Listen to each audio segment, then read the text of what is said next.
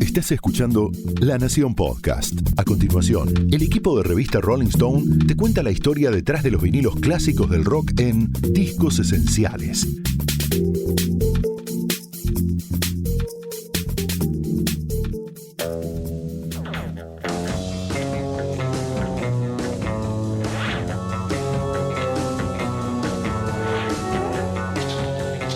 Caleidoscopios, hadas, arcoíris, criaturas mitológicas, instrumentos exóticos de Medio Oriente y también guitarras eléctricas, aunque invertidas y plagadas de efectos. Este episodio de Discos Esenciales, el podcast de la revista Rolling Stone, es una invitación a un viaje, y nunca mejor puesto el término, hacia la segunda mitad de los años 60, para redescubrir los mejores discos de lo que entonces se llamó psicodelia.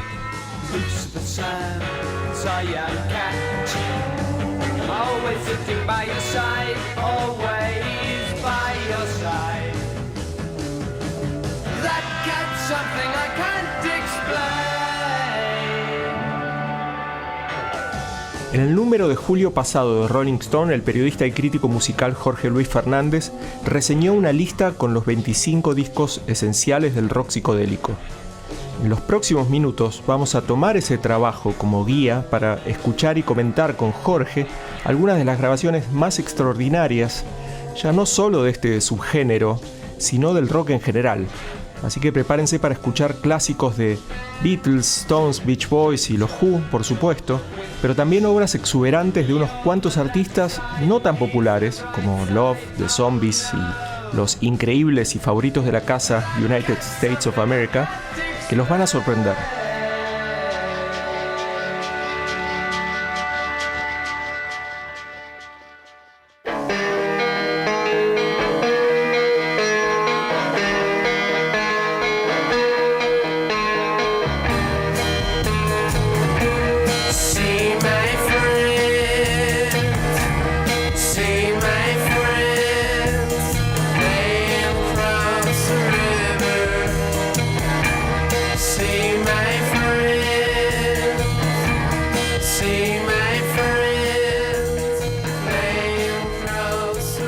Para hablar de la psicodelia estaría bueno remontarse al origen. Estaba pensando que el origen fue un poco paradójico, porque se dice que la primera grabación psicodélica fue el simple See My Friends de los Kings, un simple del año 65, donde la guitarra suena como una especie de raga, ¿no? Una especie como de drone o de estructura de notas repetitivas que van como generando una cosa como residual, que él la había escuchado cuando estuvo de visita con el grupo en la India. Entonces, qué paradójico que uno de los más, quizás el más inglés y el más conservador de la tradición inglesa dentro de los rockstars haya importado ese tipo de música étnica, que fue un experimento aislado, porque después, digamos, ellos se replegaron a la tradición de music hall. Así que se dice que esa es la primera inserción de algo foráneo al pop, y que tenía que ver con esta cosa medio de apertura a lo oriental y de la liberación total que proponía la psicodelia mediante el uso de sustancias externas y de lecturas varias, ¿no?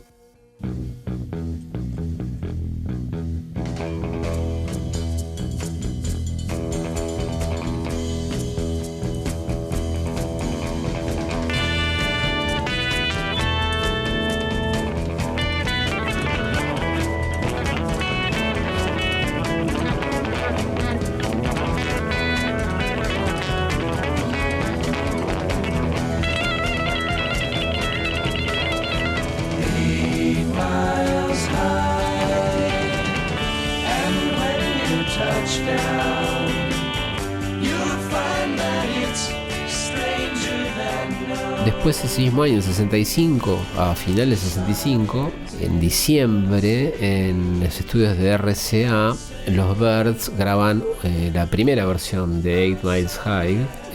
La letra era una descripción de un vuelo a Londres, donde el cantante Gene Clark tenía miedo a las alturas y escribió sobre el miedo, el vértigo, y que de algún modo tiene una doble lectura porque tiene que ver con el tema de la altura que se genera con el vuelo de las drogas, ¿no? Claro. Entonces eso fue una de las razones por la cual la canción fue, en principio en algunos estados fue prohibida. Pero la primera canción se remonta al 65. No solamente la letra tiene este doble entendre, digamos, sino que también las guitarras de McGuinn, ellos, tanto McGuinn como especialmente Crosby, eran fanáticos de John Coltrane, y entonces trataban de traspolar los solos modales de Coltrane a la guitarra con ese sonido tan cristalino de la Rickenbacker que tenía McGuinn, y que hacían esa especie de freakouts, y era algo completamente insólito para el año 65. En el 65 todavía los Beatles estaban con Michelle, con Drive My Car.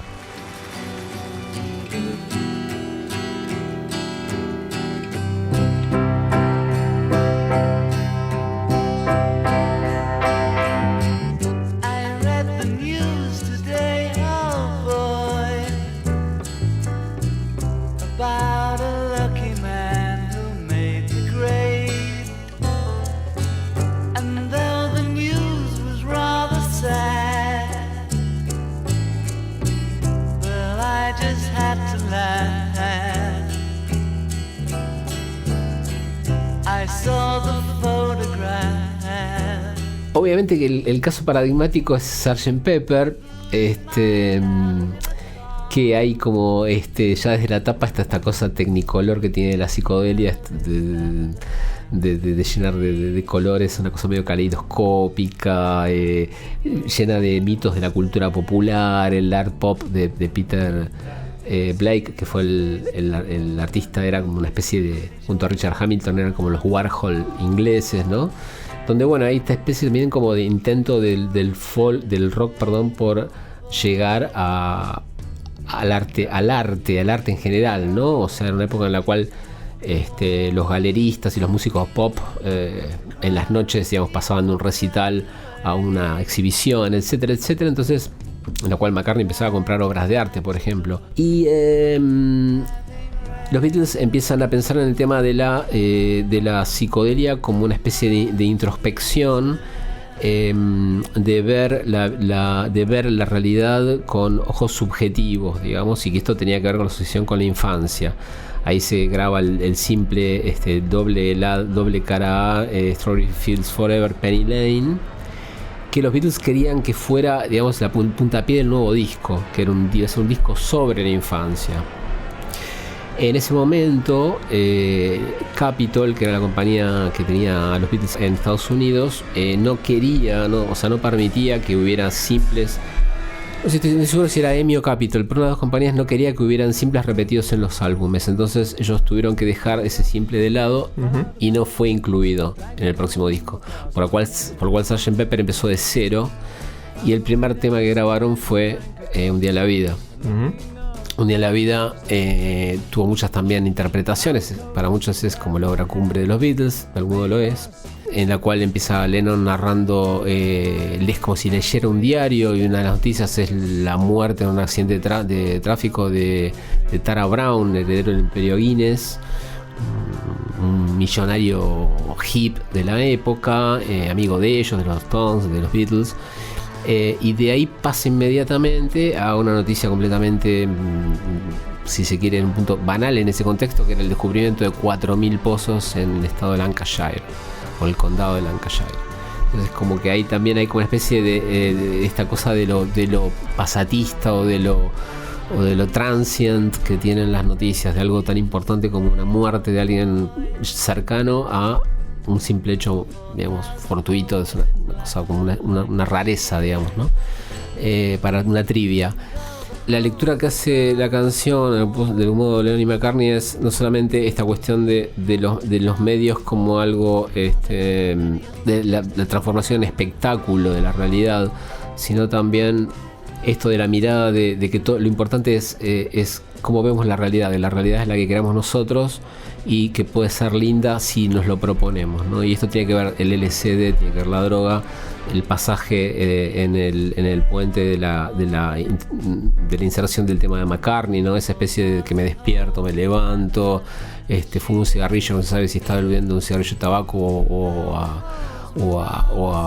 a un joint de marihuana, y todo eso que es totalmente sin importancia pasa a tener cierta importancia porque es un día en la vida y que puede ser un día en la vida en el cual se abren los ojos. Y entonces ese pasaje, esa especie de drone, creo que es un acorde de mi mayor larguísimo, que toca una orquesta, que se hizo toda una fiesta para grabar ese. Hay filmaciones de eso, con los músicos con máscaras. Tiene que ver con ese despertar, ese dejar de la realidad tal como al cual creemos que se nos impone, sino que es un sueño en el cual, y que tiene que estar relacionado con la internacional situacionista y cosas que estaban muy en la época, ¿no?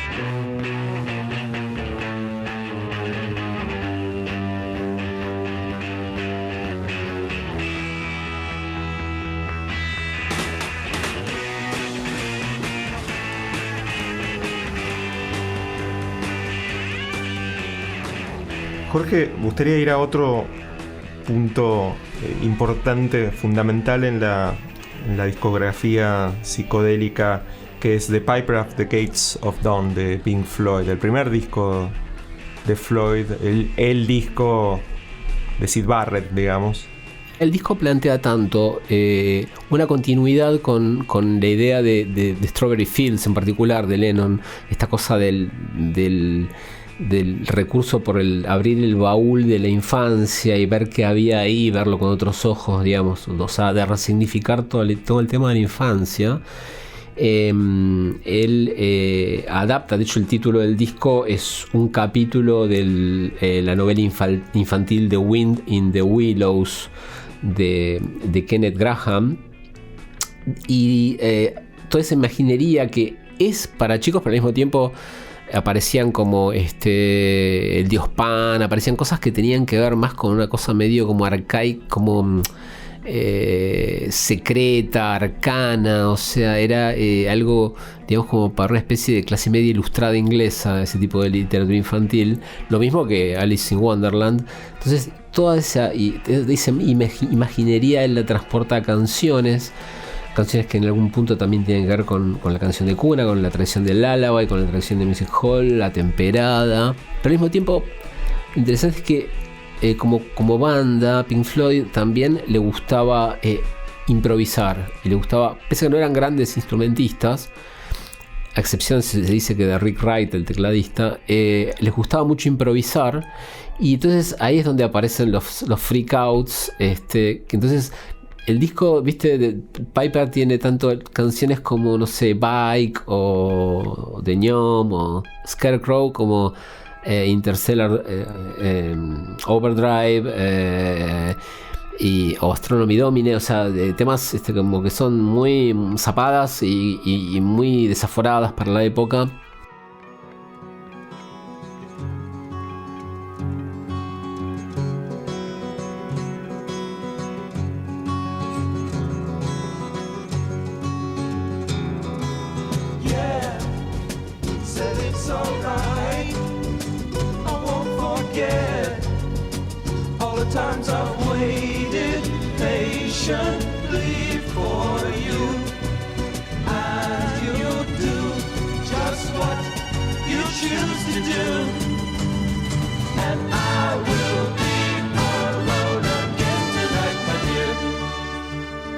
Hablamos de discos de Beatles y de Pink Floyd, pero también hubo expresiones de la psicodelia, por supuesto, del otro lado del océano. muy del otro lado del océano, tanto como desde la costa oeste de Estados Unidos, del otro lado del océano y del otro lado del país. Del mapa. En todo caso, y uno de los discos clave que aparece en tu lista para Rolling Stone es Forever Changes de Love.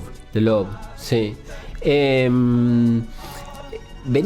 mí siempre me pareció Forever Changes es un disco medio inclasificable y medio raro, viste que después del primer disco, que es un disco como de garage, sí, intenso y con algunos estribillos raros, digamos, para un grupo de garage, maduros se diría, ¿no?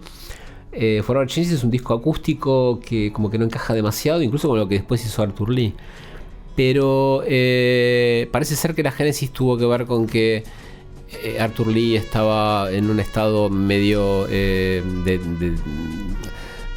burnout, ¿no? Del tema de drogas, todo Arthur eso. Lee, el líder de Love, Arthur Lee, el líder de Love, californiano. Un grupo aparte interracial, ¿no? O sea, porque John Eccles, el guitarrista, y él eran negros, mientras que Brian McLean, el otro compositor, era blanco, y el bajista y el baterista también. Y bueno, Lee estaba en este estado de entrega total, lo mismo que el resto de los integrantes de Love, y ensayaban en una casa que había pertenecido en Los Ángeles a Bela Lugosi, y bueno, tiene un poco que ver con todo, ¿no? Y cuando el productor Bruce Botnick de Elektra, el sello grabador de Love, los encontró tan desestimulados, se dice que contrató a los miembros de la Breaking Crew, la banda de grandes sesionistas que grababa por ejemplo, para Phil Spector y para los Beach Boys, básicamente, ¿no? Como Hal Blaine, el baterista famoso, digamos, músicos de la primera línea, para como estimularlos a que ellos dijeran no, nosotros vamos a grabar nosotros. Entonces cuando vieron que venían todos estos tipos que por ahí eran muy buenos técnicamente pero no entendían el sentido o el sentimiento de las canciones, dijeron no, ellos no pueden, vamos a tocar nosotros, y ahí se reactivaron y empezaron a tocar. Forever Changes es algo único, ¿no? O sea, creo que es una especie de nostalgia por una era ida, una especie de ver que se viene un futuro medio negro. Para muchos es como algo que anticipa los asesinatos de la familia de Charles Manson, digamos, todo lo que sería el final del hipismo, ¿no? O sea, entre esa especie como de cosa etérea y triste, pero también hay como una cosa muy oscura en la voz de Arthur Lee.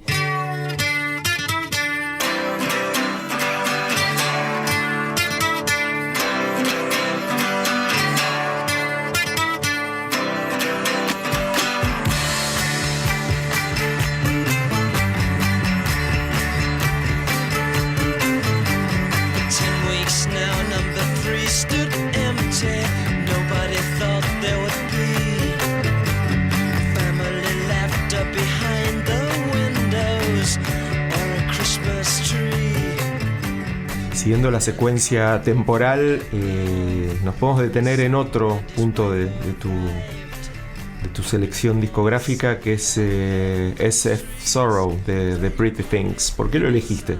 En principio el disco es importante porque es la primera ópera rock, ¿no? Se dice que se gestó antes de Tommy. Tommy de los Who. Tommy de los Who. Y por ópera rock estamos hablando de un disco conceptual narrativo. Con historia, claro. El disco salió, creo que apenas un par de meses antes que Tommy, y fue eclipsado totalmente.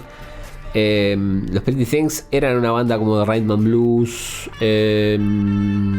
bastante potentes, pero es una banda de Rhythm and Blues cuando de golpe tienen esta oportunidad de grabar en Abbey Road y encuentran todo un arsenal a su disposición, y estaba este productor, un tal Norman Smith, que había sido el que había producido el disco de debut de Pink Floyd, según él, Pink Floyd nunca reconoció todo lo que él hizo por el disco, todas sus ideas, y entonces como para tener una revancha hizo todo lo posible porque el disco de Pretty Things estuviera al mismo nivel de lo que él ya había previamente hecho.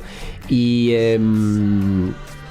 lo que tiene como historia conceptual ese Sorrow es la historia de una persona, de un hombre que se llama Sebastian F. Sorrow, que nace en una especie como de Londres gris, o una ciudad inglesa gris sin nombre, que viaja después a Estados Unidos, que tiene tragedias en su vida que determinan una especie como de una vida triste, digamos, en la de Sebastian Sorrow, y muchos dicen que esta especie como de relato medio amargo de la vida influye luego bueno, de algún modo en Tommy, pero sobre todo en The Wall, ¿no? El personaje de Sebastian Sorrow.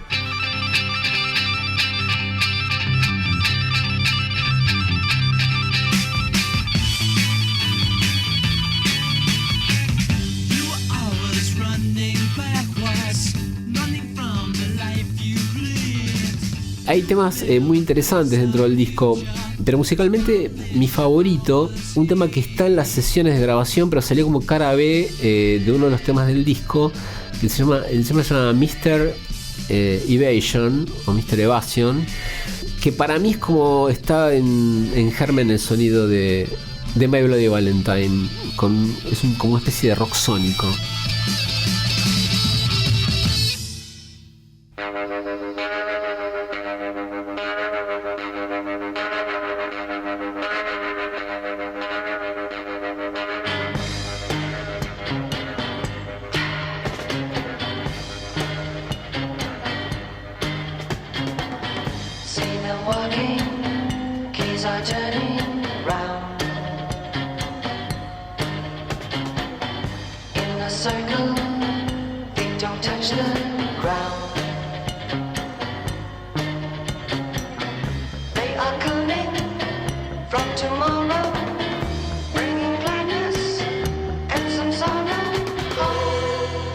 Siguiendo el recorrido de la lista, aunque en verdad un poquito antes de Pretty Things, parece un disco muy raro. Bueno, muchos de estos discos son raros, pero uno particularmente poco escuchado, que es Underground, de The Electric Prunes. Incluso a la hora de pensar en temas clásicos de la psicodelia, una de las primeras referencias es I Had Too Much to Dream. Como soñé demasiado, sería, ¿no? Algo así, uno de los primeros, si no el primer single del primer disco de The Electric Prunes, que no está en este disco. ¿Por qué elegiste este Underground, que creo que es el segundo disco? Sí, lo elegí porque me parece que lo que ellos ya tenían medio como un espíritu medio experimental, acá me parece que está más en primer plano. Las canciones, la mayoría son, creo que en el primer disco de Sol hay un par de ellos, únicamente una de esas es esa, el single, y en este es, creo que casi todas o más de la mitad del disco son canciones de ellos o de la dupla de compositores que ellos tenían, que eran Annette Tucker y Nancy Mantz, que eran una especie de king de Goffin King del garage. Y acá realmente hay un montón de trabajo de cintas, cosas muy bizarras, ¿no? O sea, de gritos, no solamente de las famosas guitarras, sino de gritos o cosas muy azarosas que ellos aceleraban o una moto. Ellos aceleraban o desaceleraban y metían todo eso. El disco también tiene como una cosa, ¿viste? Como de lo que ellos dicen el carnival, como de feria de diversiones, ¿no? Como de juguetes medio macabros, ¿no? Tiene como para mí una especie de nexo con las películas de clase B no sé, desde Christine de Carpenter hasta, no sé, Annabelle últimamente. O como sea, el lado oscuro de los juguetes. De los juguetes, ¿no? Sí, de la infancia, sí.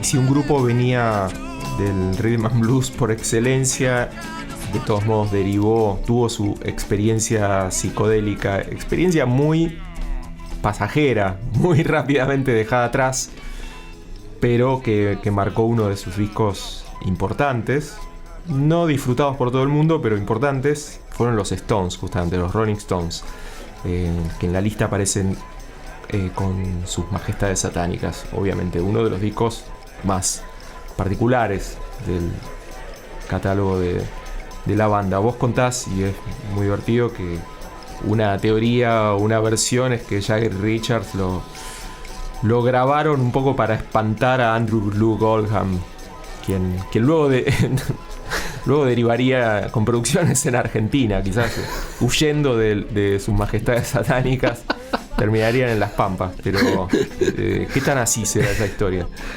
Y yo creo que pues, nunca lo pensé de esa manera, pero algo de eso pudo haber habido. Unos años después reapareció acá. Bueno, es algo que se dice, ¿no? Evidentemente Oldham era como una especie, era el Brian Epstein de ellos, y bueno, siempre habría tiras y aflojes, así que parece que él se había ido de Londres y mientras estaba fuera hicieron el disco. De todos modos es muy llamativo como ellos dos, digamos, Jagger y Richards, detestan al disco, salvo por She's a Rainbow.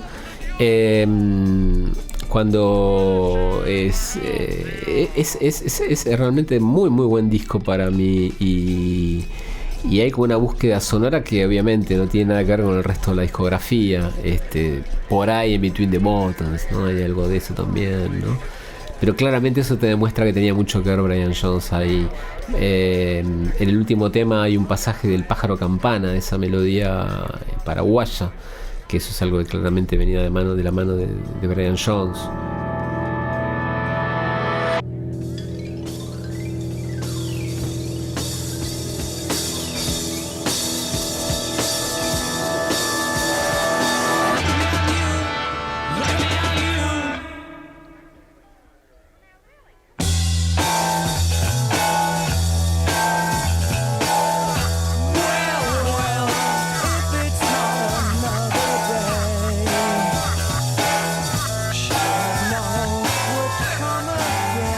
Este es el podcast Discos Esenciales de la revista Rolling Stone, y estamos con Jorge Luis Fernández repasando la lista de 25 discos esenciales justamente de la psicodelia, en un viaje que va de Inglaterra a la costa oeste norteamericana y circula por los años, en particular desde el 66 hasta el 69. Y pasa por discos clásicos de bandas clásicas también, como los Rolling Stones, los Beatles, los Who y Pink Floyd, pero también recala en discos joyas muy muy oscuras de grupos muy poco apreciados y escuchados, como The Blossom Toes con We Are Ever So Clean. Toda una sorpresa de esta lista, al menos para mí, supongo que para algunos más también. Bueno, este era un caso también de una banda que venía de tocar en este circuito medio de hacer covers y qué sé yo. Los descubrió Giorgio Gomelsky, que era una especie de Svengali, así, digamos, que bueno, fue el que descubrió también a los Soft Machine y el que promocionó a Gong, etc. Y el gran talento era en este cuarteto era el guitarrista Brian Godin, que después grabó con muchos músicos de jazz y de jazz inglés de improvisación, con Keith Tippett, con con su mujer, con Mike Westbrook. Y sí, es un disco muy interesante porque hay una especie como de humor, de sentimiento siempre como del absurdo, que tenía que ver, por ejemplo, con bandas como The Bonzo Dog Dada Band, ¿no? Gente vinculada a los Monty Python, de hecho, con el Music Hall y con cosas que tenían que ver con lo que Gomelsky, dicen que Gomelsky los hizo escuchar bastante a Olivier Messiaen antes de hacer el disco. Eso tiene que ver por ahí en lo que se nota mucho en el primer track, Look at Me I Mew, que tiene un montón de capas de sonido superpuestas a una velocidad tremenda, cosas muy raras para la época.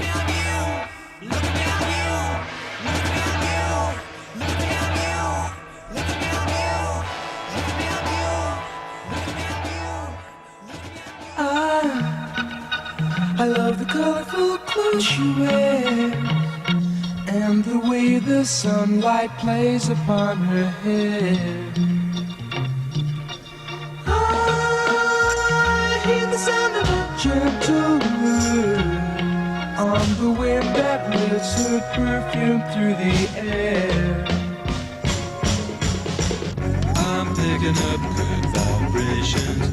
She's giving me the excitations. I'm picking up. En la lista de 25 discos esenciales de la psicodelia encontramos el Smiley Smile de los Beach Boys. Uno diría un disco fundamental de los Beach Boys. Todo lo que hicieron los Beach Boys y Brian Wilson en esa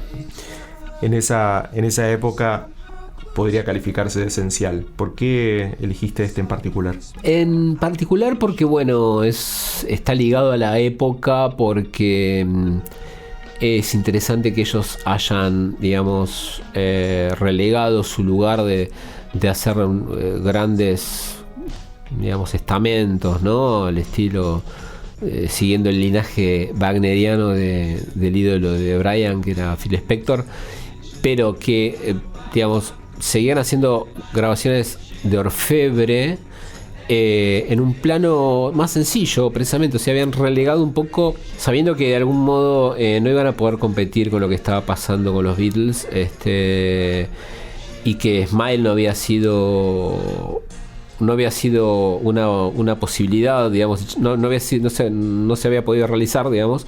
Se presentó una especie de Smile Lo-Fi, que algo por ahí para la época era un chiste, ¿no? Pero, digamos, hoy, cuando el Lo-Fi, después de tantos años, el Lo-Fi ya es algo válido, es algo tan válido y tan interesante de explorar, digamos. El álbum adquiere otra relevancia, ¿no es cierto? Y además, bueno, tiene Heroes and Villains y tiene Good Vibrations, ¿no? O sea, tiene clásicos.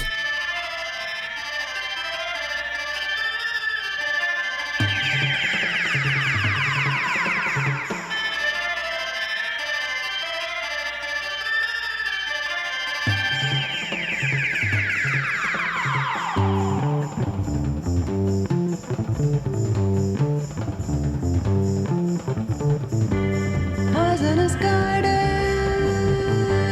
lethal and sweet, venomous blossoms, choleric fruit, deadly to eat, violet nightshade. Otra de las joyas increíbles de esta lista de música psicodélica es The United States of America, el disco autotitulado de esta banda muy muy poco conocida, pero muy precursora de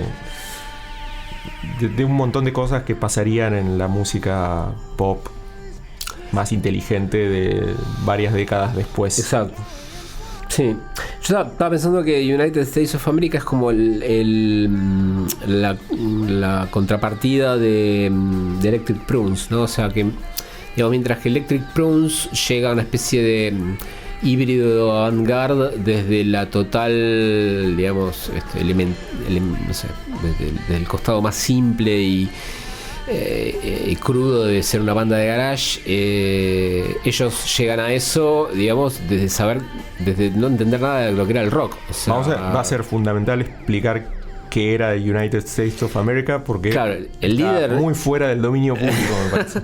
Era una banda armada por un tal Joseph Baird, que era profesor de etnomusicología en la Universidad de Los Ángeles, en California, en la UCLA. Por lo tanto, el tipo estaba en el departamento de etnomusicología, era una persona de una vasta cultura y que estaba al mismo tiempo al tanto de todos los desarrollos que había en San Francisco, con los nuevos sintetizadores como el Bucla, que tocaba gente como Ramon Sender, de Morton Subotnick, o sea, y al mismo tiempo era un momento, ¿no?, entraba a aparecer este tipo de programación de música del futuro. Y bueno, obviamente por su apetito cultural, el tipo estaba al tanto de todo eso, aparte de ser un etnomusicólogo, y hizo un acercamiento a la música pop desde ese lugar, ¿no?, desde ese lugar casi, se diría entre comillas, científico. Y él reconoció que no sabían absolutamente nada de rock, y bueno, lo que resultó una cosa absolutamente única, rarísima.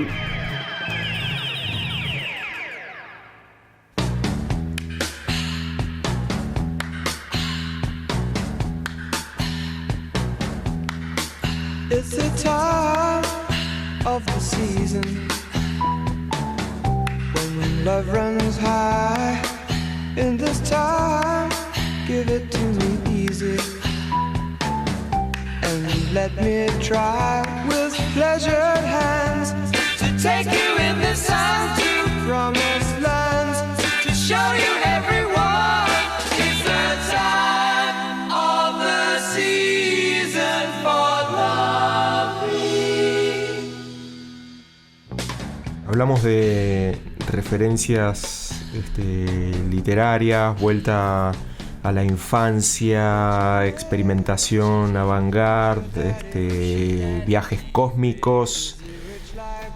The Zombies aporta otro elemento en toda esta escena, que es la canción preciosista, digamos, el pop más en un punto refinado. Aparece con otra cosa, con la canción más redonda y más naive en un punto, con sus, por supuesto, asperezas ocultas. Claro, también The Zombies es como una banda de un solo disco, ¿no? O sea, básicamente tuvieron 2 simples, que fueron exitosos. El más famoso fue She's Not There, y esto fue en la época de la explosión del Mercy Beat en el 65, y unos años después deciden, ya prácticamente inactivos, ¿no? Deciden, bueno, ya que estamos inactivos vamos a separar, pero vamos a sacar un disco, y sacan Odyssey and Oracle. Obviamente hay una falta de hay una intencional falta de ortografía, según Rod Argent, el tecladista líder. Era gente bastante letrada, hay referencias a Shakespeare en el disco, en alguna letra, creo que también a William Faulkner. Por eso es que esto de Odyssey es algo intencional. Y el disco resultante es como una especie de híbrido perfecto entre, no sé, Pet Sounds y Sgt. Pepper, ¿no? O sea, es lo que sería una especie de lo que viste, Dani, sería como el baroque pop, ¿no? El pop barroco, de lo que después también sería Left Banke. Hubo varias bandas que son como medio Fleur de Lis, donde tocaba uno de los bajistas de Gordon Haskell, el tercer bajista o el segundo bajista de King Crimson. Hubo varias bandas que trabajaron en el tema del baroque pop, del pop barroco, y creo que el álbum que está, digamos, el primero, el que está Face Value, aparece en principio es ¿no?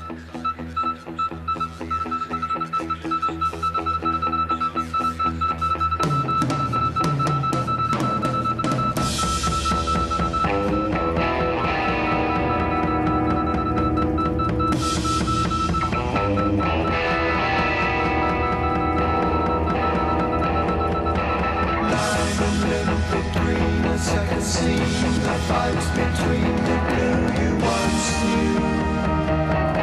Floating down, the sound resounds around the icy waters underground. Gracias, Jorge, por el recorrido musical y sí, me gustaría hacerte una última pregunta o pedirte una última reflexión. ¿Qué de todo esto, de toda esta bolsa llena de sorpresas, ¿qué te parece que es lo que más resuena hoy en la música actual? Si es que te parece que hay resonancias de la era dorada de la psicodélica. Y por ahí es muy difícil, ¿no? Pero yo creo que todo aquello que tiene que ver con buscar una puerta trasera o una puerta alternativa a lo que se ha impuesto, tiene que ver un poco con una tradición que no creo que haya inventado la psicodelia, pero que por lo menos se ha transformado en un punto de referencia para todo lo que tenga que ver con la alternatividad en sí, ¿no? O sea, como que pero no sé, desde el autotune a no sé, a las grabaciones que por ahí exceden un marco determinado de tiempo y cualquier cosa que tenga que ver con la experimentación, me parece que todavía es posible hacerla y cada tanto aparece algún ejemplo de eso, ¿no?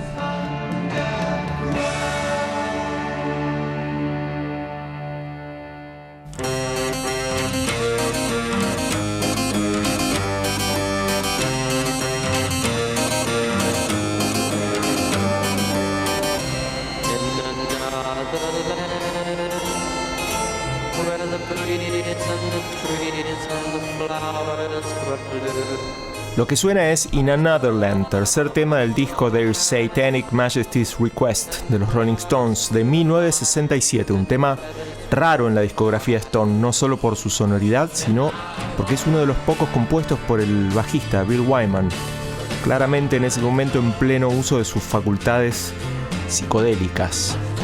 Y esto que termina es el segundo episodio de la segunda temporada de Discos Esenciales, el podcast de la revista Rolling Stone, con producción de Fernando Fratantoni, edición de Leo Fernández y relatos de Daniel Flores y, en este caso, Jorge Luis Fernández. Podés encontrar los demás episodios en la web de La Nación y también en Spotify para reescuchar grandes discos de artistas como The Doors, Ramones, Deep Purple y Coldplay, entre muchos otros. Hasta la próxima.